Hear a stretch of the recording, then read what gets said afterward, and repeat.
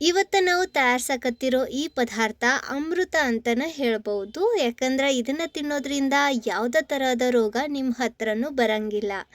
ಚಿಕ್ಕವ್ರನಿಂದ ಹಿಡಿದು ವಯಸ್ಸಾದವ್ರವರೆಗೂ ಎಲ್ಲರಿಗೂ ಇದು ಬಹಳ ಉಪಯೋಗಕಾರಿ, ಆರೋಗ್ಯಕಾರಿ ಐತಿ. ಯಾಕಂದ್ರೆ ಇದ್ರಾಗ ನಾವು ಹಾಕುವಂಥ ಪ್ರತಿಯೊಂದು ಇಂಗ್ರೀಡಿಯೆಂಟ್ಸ್ ಒಳಗೂ ಅದರದ್ದೇ ಆದ ಹೆಲ್ತ್ ಬೆನಿಫಿಟ್ಸ್ ಅದಾವು.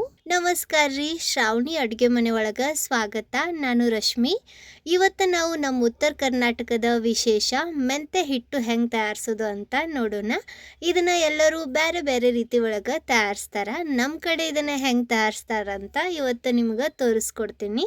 ಜಾಸ್ತಿ ತಡ ಮಾಡೋದು ಬೇಡ. ಈ ಸೂಪರ್ ಹೆಲ್ದಿ ಮೆಂತೆ ಹಿಟ್ಟು ಹೆಂಗೆ ತಯಾರಿಸೋದು ಅಂತ ತೋರಿಸ್ಕೊಡ್ತೀನಿ ಬರ್ರಿ. ಇದನ್ನು ತಯಾರ್ಸಕ್ಕೆ ಏನೇನು ಬೇಕು ಅಂತ ನೋಡೋಣ.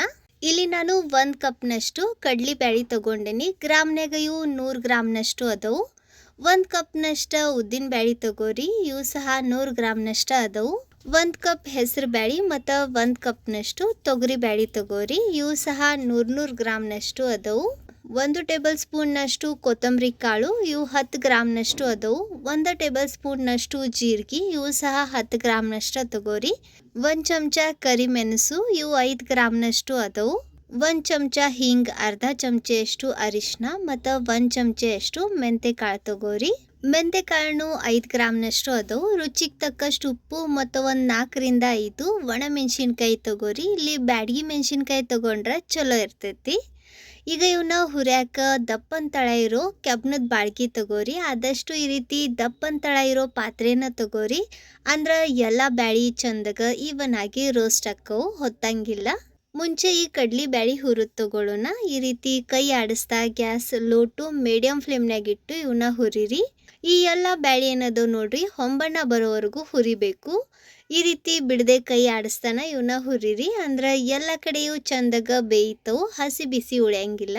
ಕಡ್ಲಿ ಒಳಗೆ ಅಥವಾ ಕಡ್ಲಿ ಬ್ಯಾಳಿ ಒಳಗೆ ಪ್ರೋಟೀನ್ ಮತ್ತು ಐರನ್ ಅಂಶ ಇರ್ತೈತಿ.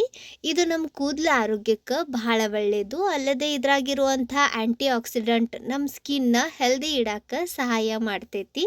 ನೋಡ್ರಿ, ಬ್ಯಾಳಿ ಹಿಂಗೆ ಹೊಂಬಣ್ಣಕ್ಕೆ ಬರಬೇಕು ಮತ್ತು ಇವನ್ನ ಹುರಿದ ಮ್ಯಾಗ ಆ ಘಮ ಬರ್ತೈತಿ ನೋಡ್ರಿ, ಅಲ್ಲಿವರೆಗೂ ಇವನ್ನ ಹುರಿರಿ. ಇವು ಹುರಿದಾಗ್ಯವು ಇವನ್ನ ತೆಗೆದು ಒಂದು ಪ್ಲೇಟ್ನಾಗ ಹಾಕಿ ಆರಾಕ್ ಬಿಡ್ರಿ. ಈಗ ಹೆಸರು ಬ್ಯಾಳಿ ಹುರಿದು ತಗೊಳ್ಳೋಣ. ಬಾಳ್ಗಿ ಭಾಳನ ಬಿಸಿ ಇದ್ರೆ ಒಂದು ಸ್ವಲ್ಪ ಹೊತ್ತು ಇದನ್ನ ಪೂರ್ತಿ ಲೋ ಫ್ಲೇಮ್ನಾಗ ಇಟ್ಟು ಹುರಿರಿ. ಹೆಸರು ಬ್ಯಾಳಿನೂ ನಮ್ಮ ಆರೋಗ್ಯಕ್ಕೆ ಬಹಳ ಒಳ್ಳೆಯದು. ಇದ್ರಾಗ ಸಾಕಷ್ಟು ಪ್ರಮಾಣದಾಗ ಫೈಬರ್, ಪ್ರೋಟೀನ್ ಮತ್ತು ಆ್ಯಂಟಿ ಆಕ್ಸಿಡೆಂಟ್ ಇರ್ತವು. ಇದನ್ನ ತಿನ್ನೋದ್ರಿಂದ ದೇಹ ತಂಪು ಇರ್ತೈತಿ, ದೇಹದಾಗಿರುವಂಥ ಉಷ್ಣತೆ ಕಡಿಮೆ ಆಕತಿ. ನೋಡ್ರಿ, ಇವು ಹುರಿದಾಗ್ಯವು. ಈ ರೀತಿ ಹೊಂಬಣ್ಣ ಬಂದ್ಮ್ಯಾಗ ಇವನ್ನ ತೆಗೆದು ನಾವೇನಾಗಲೇ ಕಡ್ಲಿ ಬ್ಯಾಳಿ ಹಾಕಿದ್ವಿ ನೋಡ್ರಿ, ಅದ ಪ್ಲೇಟ್ನಾಗ ಹಾಕಿ ಆರಾಕ್ ಬಿಡ್ರಿ. ಈಗ ತೊಗರಿ ಬ್ಯಾಳಿ ಹುರಿದು ತಗೊಳ್ಳೋಣ. ತೊಗರಿ ಬ್ಯಾಳಿ ಸಹ ನಮ್ಮ ಆರೋಗ್ಯಕ್ಕೆ ಬಹಳ ಒಳ್ಳೆಯದು. ಇದ್ರಾಗ ಸಾಕಷ್ಟು ಪ್ರಮಾಣದಾಗ ಪ್ರೋಟೀನ್ ಅಂಶ ಇರ್ತೈತಿ. ಇವನು ಹೊಂಬಣ್ಣ ಬರೋವರೆಗೂ ಹುರಿರಿ. ನೋಡ್ರಿ, ಈ ರೀತಿ ಹೊಂಬಣ್ಣ ಬಂದ್ಮ್ಯಾಗ ಇವನ್ನ ತೆಗೆದು ಅದ ಸೇಮ್ ಪ್ಲೇಟ್ನಾಗ ಹಾಕಿ ಈಗ ಉದ್ದಿನ ಬ್ಯಾಳಿ ಹುರಿದು ತಗೊಳ್ಳೋಣ. ಈ ಎಲ್ಲ ಬ್ಯಾಳಿನ ನೀವು ಬೇಕಂದ್ರೆ ಒಂದ್ಸತಿ ಚಂದಾಗ ತೊಳೆದು ಬಿಸಿಲಿಗೆ ಒಣಗಿಸಿ ತಗೋಬಹುದು. ಇಲ್ಲ ಅಂದ್ರೆ ಒಂದು ಅರ್ಬಿನ ಹಸಿ ಮಾಡಿ ಅದರಿಂದ ಒರೆಸಿ ತಗೋಬಹುದು. ಈ ಎಲ್ಲ ಬ್ಯಾಳಿನ ಮುಂಚೆ ಒಂದು ಹಸಿ ಅರ್ಬಿಯಿಂದ ಒರೆಸಿ ತಗೋರಿ. ಅಥವಾ ನೀವು ಬೇಕಂದ್ರೆ ಇವನ್ನ ಒಂದ್ಸತಿ ಚಂದಾಗ ತೊಳೆದು ಆಮ್ಯಾಗ ಒಣಗಿಸಿ ತಗೋಬಹುದು. ಉದ್ದಿನ ಬ್ಯಾಳಿ ಹುರಿದ ನಂತರ ಭಾಳ ಚಲೋ ಘಮ ಬರ್ತೈತಿ. ಈ ರೀತಿ ಇವು ಹೊಂಬಣ್ಣಕ್ಕೆ ಬಂದು ಆ ಘಮ ಬಂದ್ಮ್ಯಾಗ ಇವನ್ನ ತೆಗೆದು ಬಿಡ್ರಿ. ಈಗ ಕೊತ್ತಂಬರಿ ಕಾಳು ಹುರಿಯೋಣ. ಇವನ್ನ ಹುರಿಯಾಕ ಜಾಸ್ತಿ ಹೊತ್ತು ಬೇಕಾಗಂಗಿಲ್ಲ. ಇದಕ್ಕೆ ಕೊತ್ತಂಬರಿ ಕಾಳು ಅಂತಾರ ಅಥವಾ ಧನಿಯಾ, ಕೆಲವ್ರು ಇದಕ್ಕೆ ಹವಿಜಾನು ಅಂತಾರ. ನಮ್ಮ ಕಡೆ ಜಾಸ್ತಿ ಅಂದ್ರೆ ಇದಕ್ಕೆ ಹವಿಜ ಅಂತಾರ. ಇವು ಹೆಂಗೆ ರೋಸ್ಟ್ ಹಾಕವು ನೋಡ್ರಿ, ಹಂಗೆ ಭಾಳ ಚಲೋ ಘಮ ಬರ್ತೈತಿ. ಇದ ಬಾಳ್ಗಿ ಒಳಗೆ ಈಗ ನಾವು ಜೀರಿಗೆ ಹುರಿದು ತಗೊಳ್ಳೋಣ. ಜೀರಿಗೆನೂ ಹುರಿಯಾಕ ಜಾಸ್ತಿ ಹೊತ್ತು ಬೇಕಾಗಂಗಿಲ್ಲ. 1 ನಿಮಿಷ ಇವನ್ನ ಚಂದಗ ಈ ರೀತಿ ಕೈ ಆಡಿಸ್ತಾನ ಹುರಿದು ತಗೋರಿ.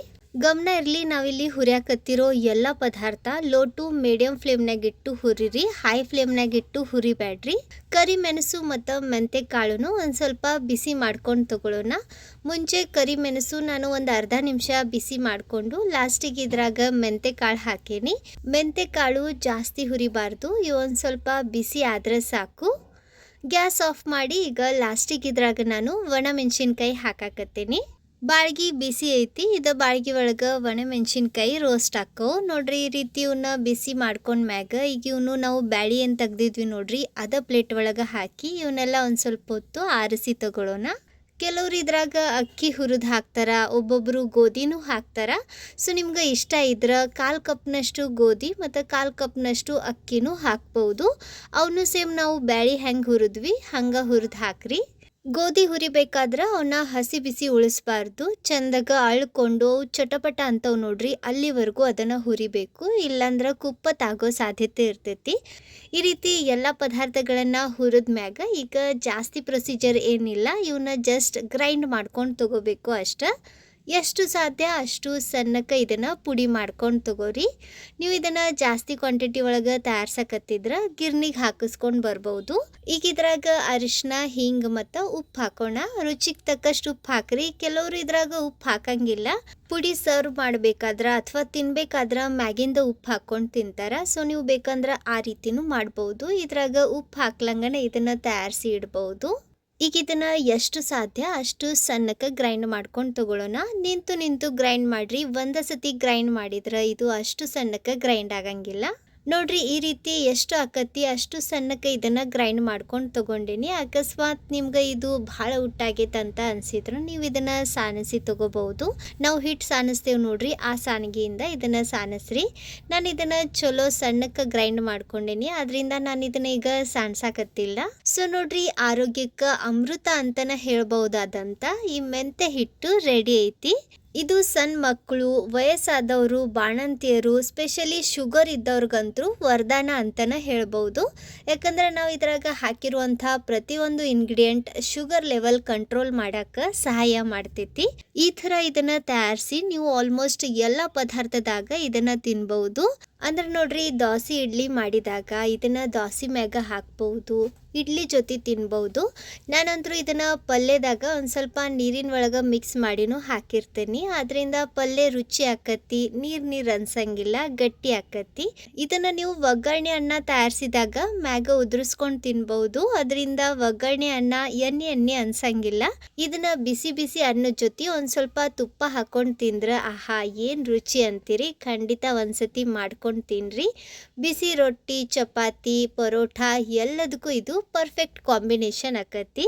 ಈ ರೀತಿ ಇದನ್ನ ತಯಾರಿಸಿ ನೀವು ತಿಂಗಳಗಟ್ಟಲೆ ಇದನ್ನ ಸ್ಟೋರ್ ಮಾಡಿ ಇಡಬಹುದು. ಹಗಲಲ್ಲೇ ಮಾಡಿಡಬೇಕು ಅಂತ ಇಲ್ಲ. ಸೊ ಇವತ್ತಿನ ಈ ಮೆಂತೆ ಹಿಟ್ಟಿನ ರೆಸಿಪಿ ನಿಮ್ಮೆಲ್ಲರಿಗೂ ಚಲೋ ಅನ್ಸೈತೆ ಅಂದ್ಕೊತೀನಿ. ರೆಸಿಪಿ ಚಲೋ ಅನ್ಸಿದ್ರೆ ಸ್ವಲ್ಪರ ಯೂಸ್ಫುಲ್ ಅಂತ ಅನ್ಸಿದ್ರೆ ಲೈಕ್ ಮಾಡ್ರಿ.